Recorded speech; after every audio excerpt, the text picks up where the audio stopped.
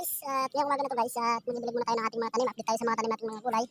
At 4 na araw na wala kami dito, sa Pasig kami. So let's go guys, bababa tayo.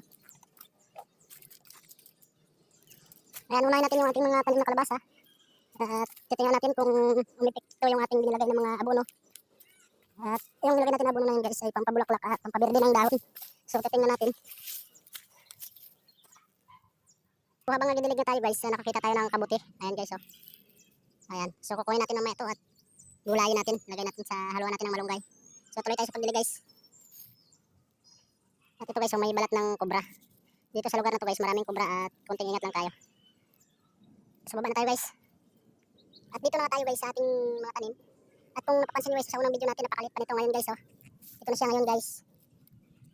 Ayan, at nung mga nakaraan ay 4 na araw na lumipas ay inabunuhan natin to, pero ang bilis umipik to guys, ayun, oh.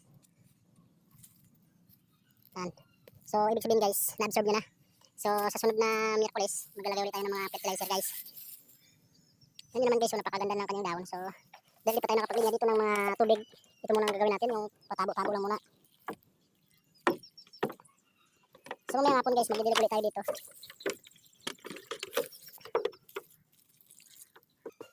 At ito naman yung isa guys, so at medyo huli pa yung kanyang pag-absorb ng fertilizer. So okay lang kasi malaki-laki na rin, oh. So didiligin na rin natin siya. Bababa tayo sa baba, meron pa tayo dito guys. At ito guys ay medyo hindi niya pa na-absorb yung abono. So nauna pa yung ipil tumaba, ayan. So okay lang at tsaga-tsagay lang natin ito na hanggat sa ma-absorb niya guys. So ito yung last natin dito guys sa baba. Bali, maganda-ganda na rin yung kanyang tsura, ayan. Tsaka may hayop guys, oh. Ayan, at medyo okay na rin guys. So kulang lang ito sa malalaman natin pag naglagay tayo ng pangalawang abono natin. So tapos na tayo magdilig sa ating mga kalabasa guys. At ito yung mga tinatanim ko guys pag medyo hindi tayo masyadong busy sa trabaho. Ito guys, oh, tingnan nyo. O, mga tinatanim ko yan, may gabi, muting kahoy, ayan. So mga buhay na sila guys, ayun, oh. So medyo marami-rami na rin yung mga bunga ng ating papaya guys. Ayun, oh. Ayan, so yung iba hindi pa. At inabunuhan din natin to. Ayan, yung mga tanim tayo saging. So pag hindi lang tayo busy sa shadows trabaho guys, sinisingit ko to. So okay tayo sa taas guys, doon naman tayo magdilig ng mga iba nating tanim. Ito kasi guys, medyo malayo-layo sa tubig kasi wala pang linya ng tubig dito. Dilinyahan pa natin.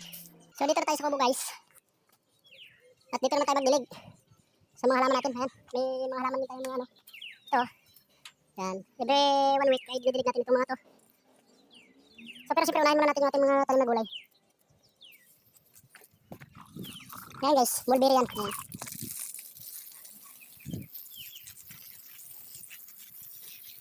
Bagat hapon yung ating dilig dito guys para kasi mainit na yan.